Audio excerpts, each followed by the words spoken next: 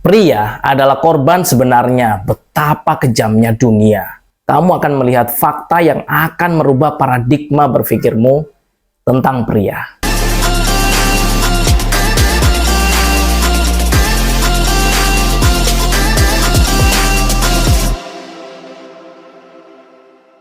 Perspektif bahwa wanita adalah kaum lemah masih sangat menjamur dalam konstruksi pemikiran manusia, teman-teman. Bahkan hal itu masih dilanjutkan sampai sekarang oleh sebagian kaum modern. Sehingga stereotip negatif nih masih sangat kental terhadap pria yang menganggap bahwa pria itu merupakan pelaku kejahatan, penekan, penguasa, dan penindas. Sebaliknya, wanita merupakan sosok korban, tertekan, budak, dan tertindas. Secara sederhananya ialah wanita mengalami masalah, sedangkan pria adalah sumber masalahnya. Coba sedikit kita melihat perspektif lain dari seorang pria yang mungkin sedikit dari kita menyadari hal ini.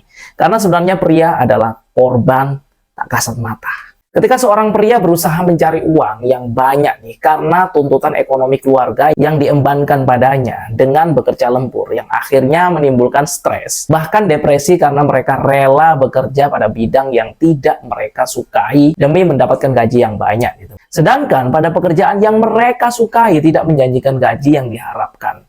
Di luar itu, berbagai macam persoalan dan problematika keluarga turut menyertainya. Apakah ketika kondisi demikian, mereka atau pria nih masih dianggap berkuasa atau penguasa? Tidak. Mereka sebenarnya berada pada kondisi tidak berdaya. Sedangkan satu sisi, mereka takut apabila keluhannya itu dianggap cengeng. Maka tidaklah heran nih, angka bunuh diri pria jauh lebih besar dibandingkan wanita. WHO mencatatkan pada 2016 ada 793.000 kematian akibat bunuh diri di seluruh dunia.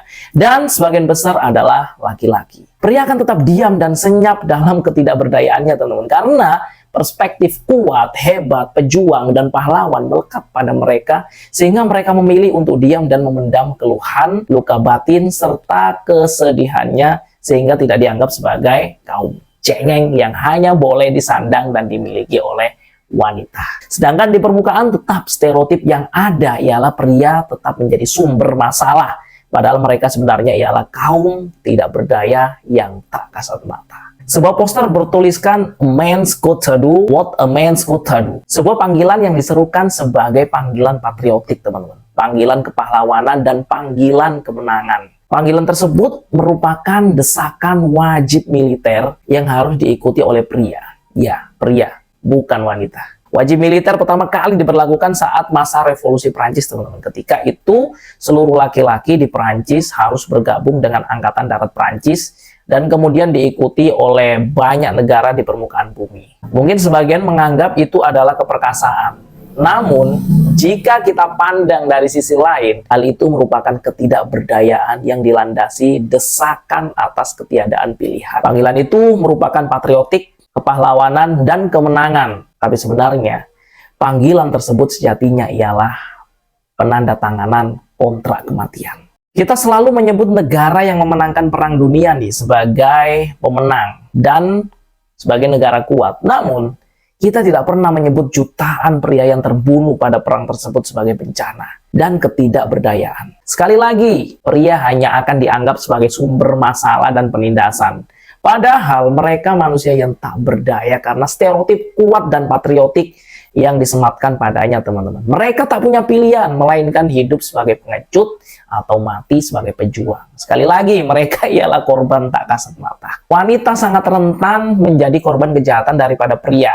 Sayangnya, anggapan tersebut telah dimentahkan oleh data majalah Time dalam salah satu berita utamanya bahwa 1 dari 463 orang tertembak setiap minggunya. Dituliskan di berita tersebut, korban kebanyakan adalah orang-orang yang paling rentan di masyarakat, yaitu orang miskin, orang muda, kaum terbuang, dan orang-orang yang sakit serta lansia.